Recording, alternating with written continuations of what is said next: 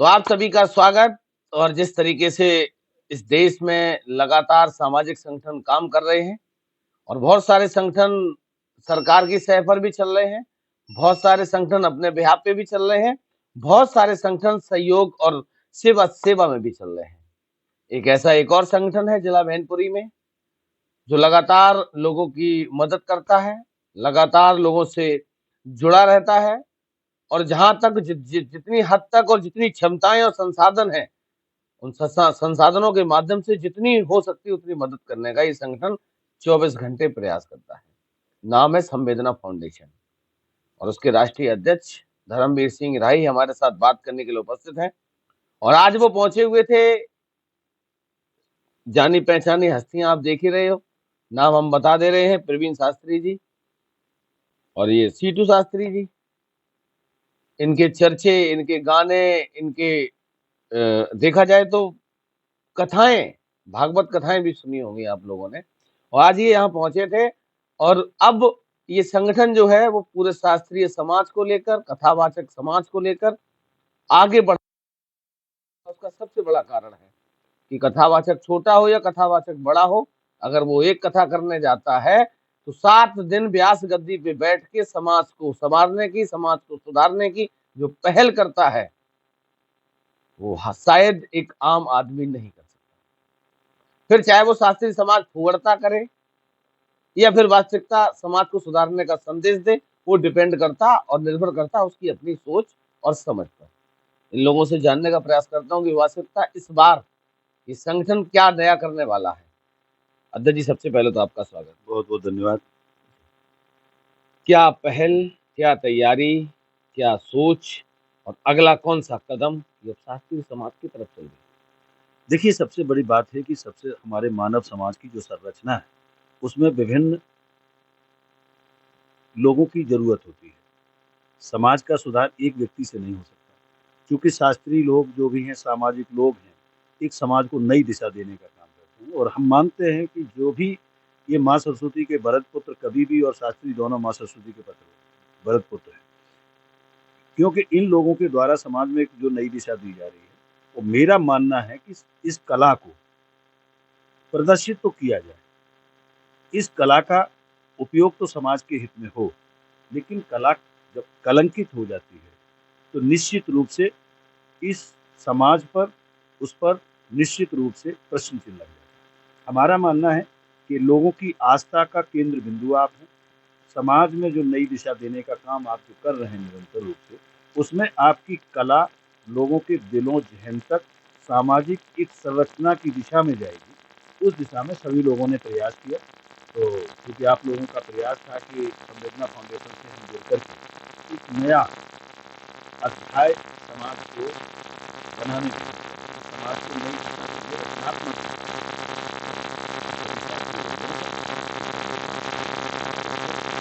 उचित ये जो हमारे समाज में जो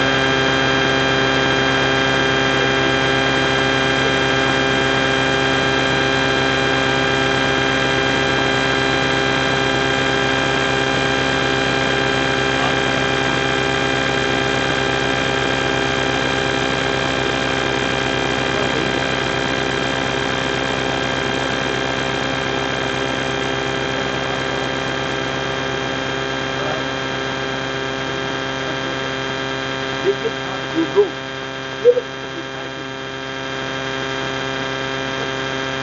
जो भी यूट्यूबर, जो भी कलाकार हैं, वो ऐसा कौन कौन से लोग हैं जो अपने स्वयं का चेहरा भी समाज में नहीं दिखाते? ये सबसे बड़ा है। और आपके पास जो आप बात कर रहे हैं, आपके बगल में बैठे कथावाचक को ये कथावाचक हैं और इनके ही आधार पर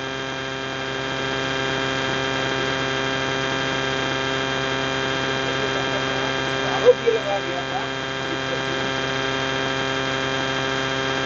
देखिए ये देश सफल करना चाहिए लोग किस कोशिश में ऐसी को जानवरों में देखिए पक्षियों में देखिए और किसी में उसकी तरफ नहीं है। आपका व्यक्तित्व, आपकी भाषा, आपका आचरण समाज को बहुत एक सुंदर जैसे आला सम्राट के रूप में जाना जाता है। हमें आधार जैसा चाहिए सम्मान करना हालांकि ये लोग एक नहीं कुछ लोगों ने व्यवसाय के रूप में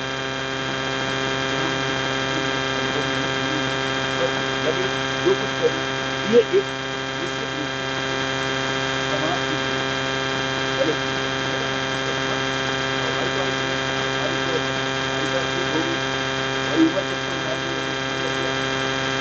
आप भी लगाते हैं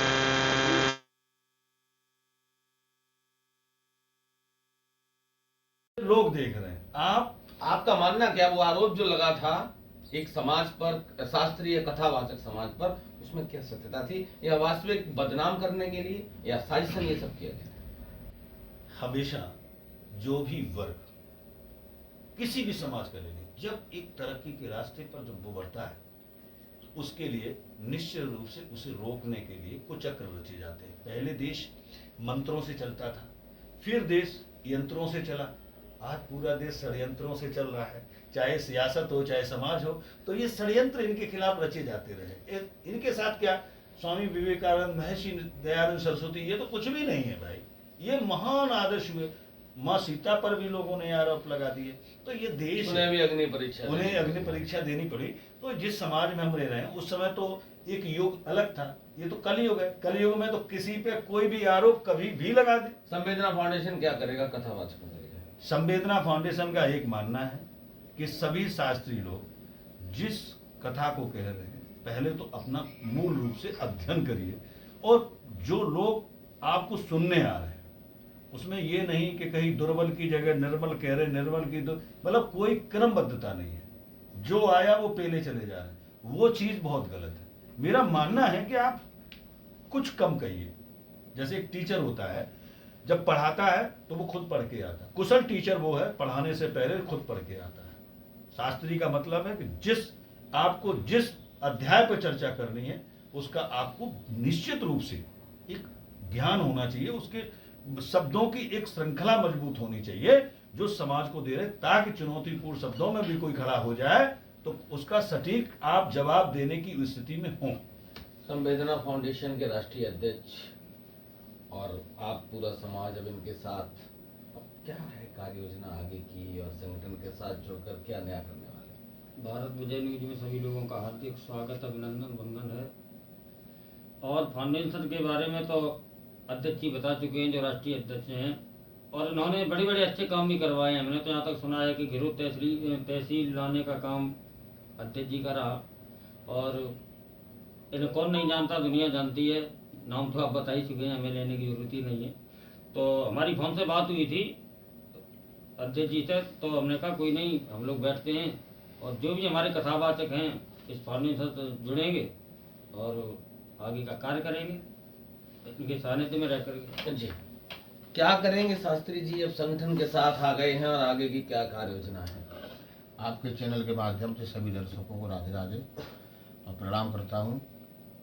जैसा कि बहुत सारी बातें अभी राष्ट्रीय अध्यक्ष जी ने आपके सामने रखी, और संवेदना फाउंडेशन प्रगतिशील है, लगातार काम भी कर रहा है क्षेत्र में।